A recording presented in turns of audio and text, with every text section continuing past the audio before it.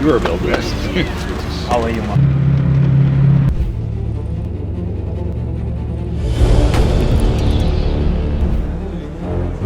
It replaces the NATO Response Force, or NRF.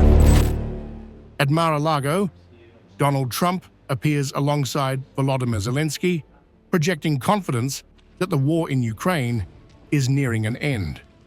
Trump says negotiations are advanced, frameworks are nearly complete, and the world may be closer to peace than at any point since the fighting began. The message is clear: diplomacy is finally overtaking the battlefield.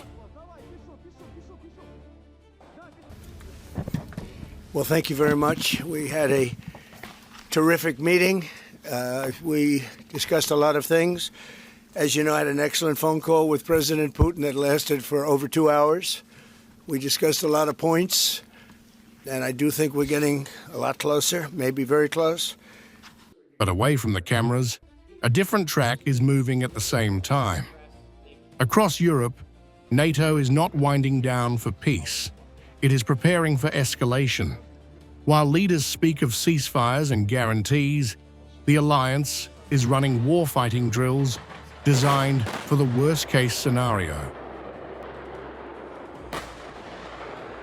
For the first time, Ukrainian officers have been brought into exercises that rehearse Article 5, NATO's core collective defense clause. This is not symbolic cooperation or observer status. Article 5 training is where NATO prepares for all-out conflict, the moment when an attack on one becomes an attack on all. Ukraine's presence inside these rehearsals marks a dramatic shift from partnership to operational integration.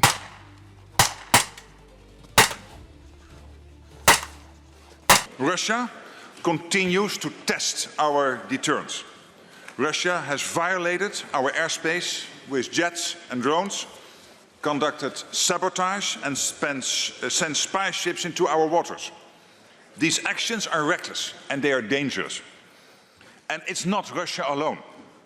It is working closely with China, North Korea and Iran to attempt to disrupt our societies and tear up the global rules. They are preparing for long-term confrontation. And we are responding with strength, unity and resolve. The drills are part of LOYAL DOLOS 2025, a major NATO exercise testing rapid deployment core, command and control under fire, and multi-domain warfare across land, cyber, and information space. The scenario is deliberately unnamed, but the logic is unmistakable. In Europe, NATO plans for only one peer adversary. The structure, scale, and assumptions of these exercises all point in a single direction: Russia. This is the strategic contradiction now confronting Washington, Brussels, and Moscow. As Trump pushes a peace deal and speaks of ending the bloodshed, NATO and Ukraine are preparing for what happens if diplomacy collapses. Ukraine is no longer only seeking protection under NATO's umbrella, it is actively helping the alliance rehearse the mechanics of a wider war. NATO insists it is not at war.